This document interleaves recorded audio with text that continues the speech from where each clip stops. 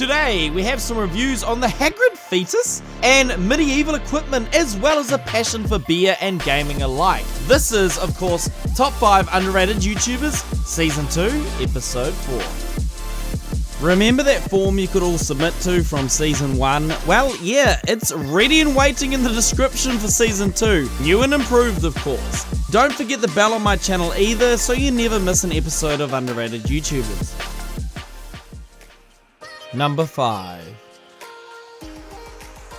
Are there any sort of medals for gamers who get really high gamer scores? Because this man needs one. Banking over 600,000 gamer score. Now all this man needs is to bank those subscribers. Okay, so it's clear we have an achievement hunter here, and that means he'll be playing all sorts of games on his channel. Slayer exclusive gaming has Let's Plays, indie showcases, achievement guides, podcasts, and more. One series I started taking a look at was Dying Light, and my man, you and your bro started slaughtering poor Rupert's wife. The absolute aggression in it.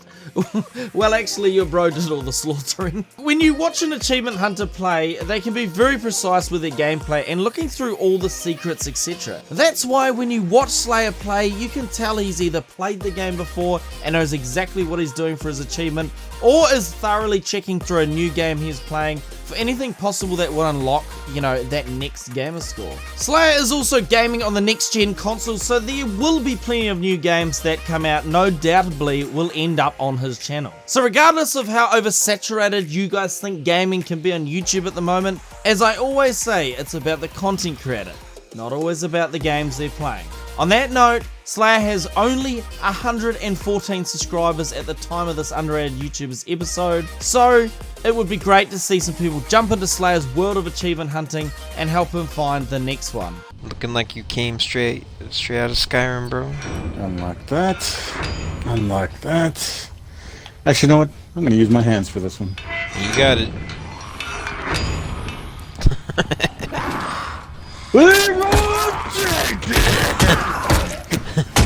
Jeez, man. Number 4. Sammybug is another gamer on this episode's list. Banking just over half a K, she sure enjoys horror it seems, with a little Apex Legends thrown in of recent. First thing I noticed coming onto Sammy's channel is the eye-popping thumbnails, something I still work on myself all the time. I've always enjoyed my horrors.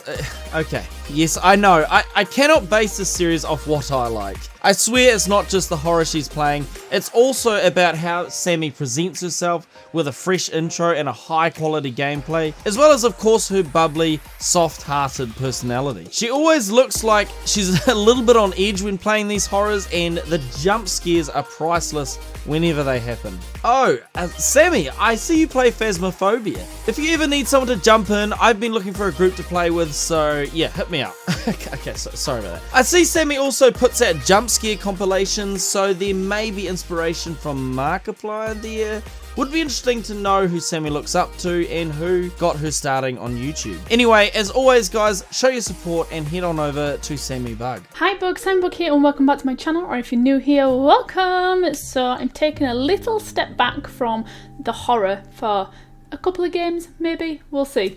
So I'm guessing that's June, and here we are in my house. Nice, it's a little bit dark and dingy, even though sunlight is coming through. So I'm guessing we just look around at things. Can we click on anything? No. Number 3. You guys won't believe it. I found a guy that reviews Hagrid fetus. No, wait. It's KFC. No. It's the Joker. No, Resident Evil. What? Well, it seems I'm kind of mistaken here. This guy reviews everything! You give him a topic or a thing, he will literally review it. I'm starting to wonder about the limitations here. Never mind. When we click on I'll Review Anything's channel, we're met with an odd looking purple fella that discusses anything and everything relating to that video's topic. His reviews can range from about 1 minute or so to podcasts that last hours. 1 minute reviews are fast but brief at informing us about what we need to know, and a lot of them are done without spoilers, which is fantastic for those looking for a particular, game, movie, or whatever else you can, spoil these days. Just leave my glass of milk alone. That's all I ask. If there is an important topic you want to know about but are unsure who to ask, well, ask, I'll review anything. I'm sure he would make a video for you. I'm a little bit worried to watch your take on The Promised Neverland, as I've only seen Season 1 and it was really good. I'm about to get into Season 2, but I can see here you already have the worst ending in the title. It makes me shiver just a little. And oh, that Borat thumbnail looking a little sus there. I know there are limitations on YouTube involving what topic you can discuss, but man, you have a very interesting idea on this. My question is, if there is a topic suggested to you that you don't know about, would you research it, then make a video, or just dodge the topic entirely? Would be good to know, my man. Anyway, guys, head over and suggest some topics and see what he says. I'm sure there is room for anything on his channel, and I mean anything. Just don't suggest those sausages and oysters. And my goodness, where's Rick and Morty? I mean, aren't they in everything at this point? Last week I bought a game from our local friendly game shop completely on the whims of my niece, who pulled it off the shelf and said that it looked cool. It was some game I'd never heard of from a company called Horrible Games. King's Dilemma is a self-described interactive narrative experience with legacy elements, featuring several branching storylines leading to many possible finales. Players join in council to vote on the kingdom's issues, with hidden motives in the kingdom. Number 2.